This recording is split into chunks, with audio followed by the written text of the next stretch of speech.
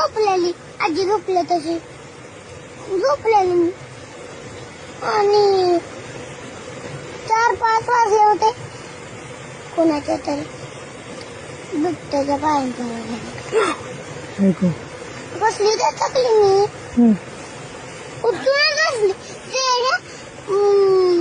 लांबच्या रानात इथपर्यंत पळत आला होता.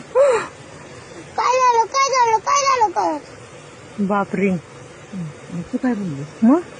कुणाच्या तरी पायांचा आवाज येतो.